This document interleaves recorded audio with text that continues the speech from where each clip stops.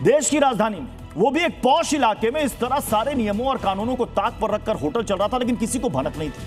आग लगी तो एक एक करके सारी खामियां बाहर आ गई। लेकिन सवाल तो यही है कि क्यों ये खामियां आग से पहले प्रशासन को नहीं दिखी? कैसे बेसमेंट में कमरे बन गए? कैसे 6 कमरों की इजाजत वाले होटल में 25 कमरे बना दिए गए?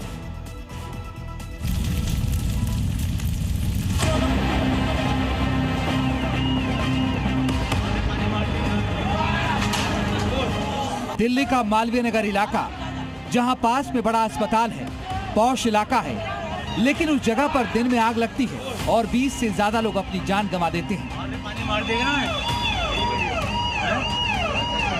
लोग अपनी जान बचाने के लिए कूदने लगते हैं तो कई इस आग के तांडव के आगे हार मान लेते हैं। दिल्ली के मालवीय नगर में आज सुबह एक ऐसी भयानक आग लगी, उसने भारी तबाही मचा दी।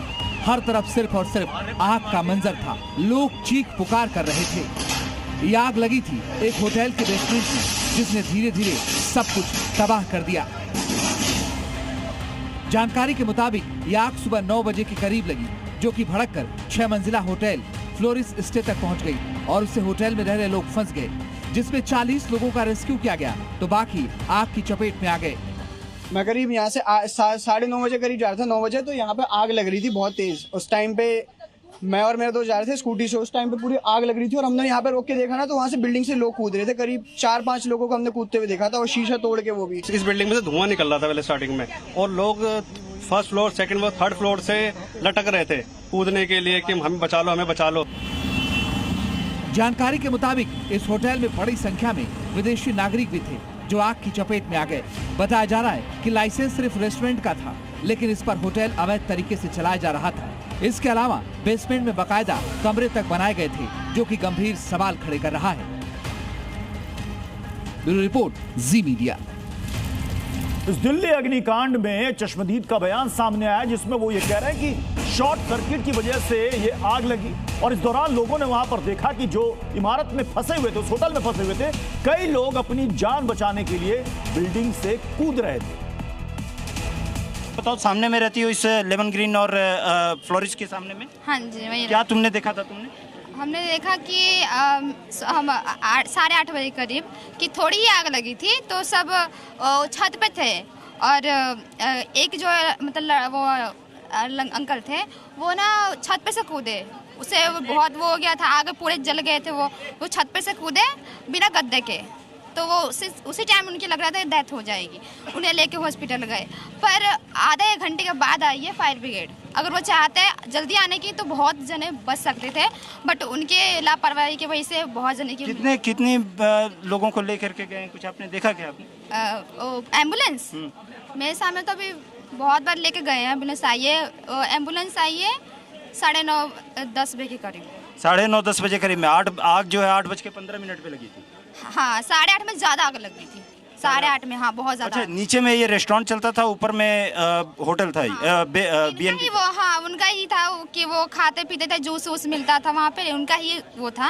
और नीचे बेसमेंट पूरा फुल रखा था कि ऊपर जगह नहीं मिली, तो बेसमेंट में लोग रह रहे थे। बेसमेंट में भी लोग रह रहे थे? वो भी पूरा फुल था। नहीं, एक बात बताइए कि रेस्टोरेंट जो था वो ग्राउंड फ्लोर पे था, बेसमेंट में भी लोग रह रहे थे, और ऊपर भी हाँ, पूरा फुल था। और पूरा अभी यहीं पे रहती है?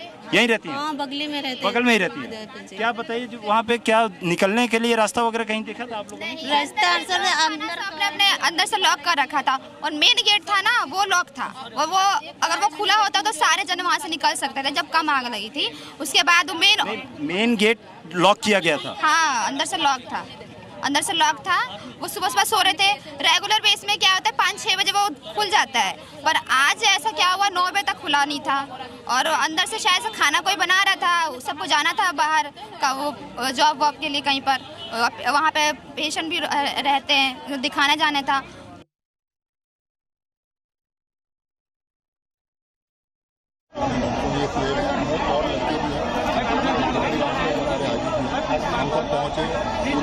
सबसे पहले हम लोग ही पहुंचे थे सर, तो यहाँ पे एक गद्दे की दुकान।